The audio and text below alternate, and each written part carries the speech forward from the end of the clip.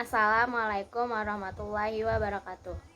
Selamat pagi, siang, sore, ataupun malam bagi Ibu Riris selaku dosen mata kuliah retorika dan teman-teman yang menonton video ini. Perkenalkan, saya Syamila Nurul Fadilah dari jurusan Sastra Indonesia Fakultas Ilmu Budaya Universitas Diponegoro. Kali ini saya ingin membawakan sebuah video yang bertajuk Berani Berkata Tidak. Selamatkan kesehatan jiwamu dengan berani berkata tidak.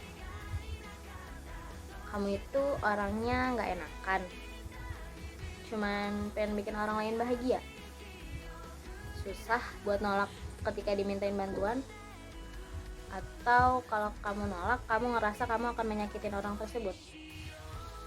Berani berkata tidak bukan berarti egois. Ini adalah salah satu cara untuk membentengi diri dari rasa stres, kejenuhan, penyesalan, dan rasa rendah diri. Berkata tidak memiliki beberapa manfaat. Yang pertama, belajar memegang teguh prinsip hidup.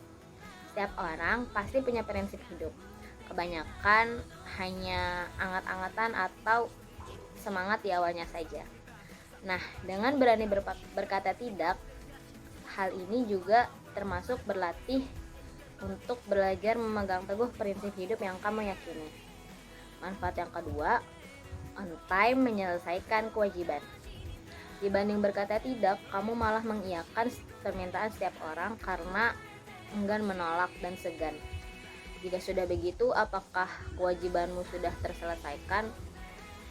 Apakah kamu sudah mendahulukan kewajibanmu lebih dulu dibanding membantu kewajiban orang lain?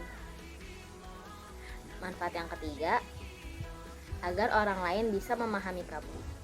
Selalu berkata iya pada setiap permintaan orang lain mungkin akan membuatmu dicap sebagai orang baik.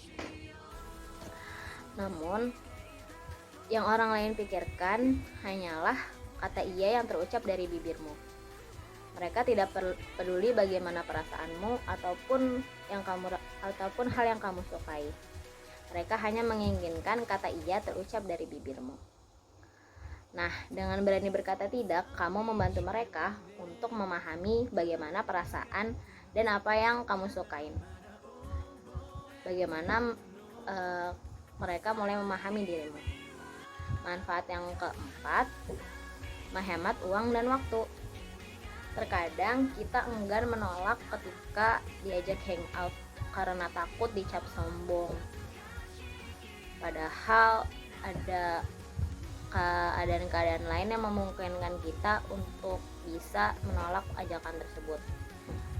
Mulai dari memang tidak ada waktu ataupun memang gak punya uang.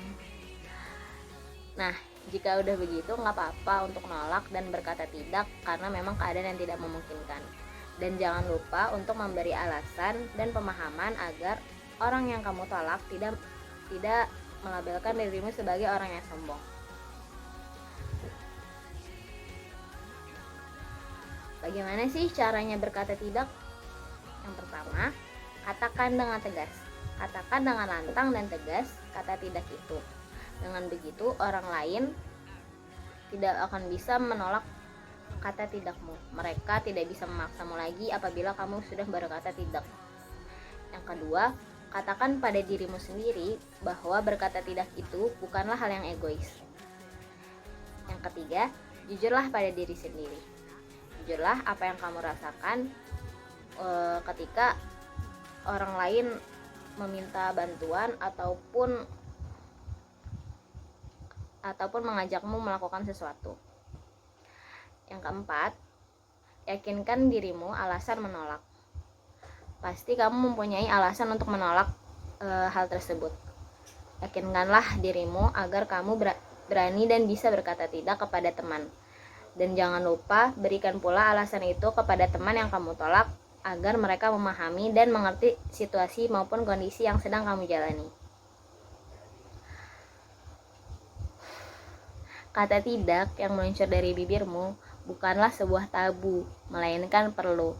Ingatlah, menyenangkan banyak orang bukan berarti sama dengan mengorbankan bisikan nurani. Sekian.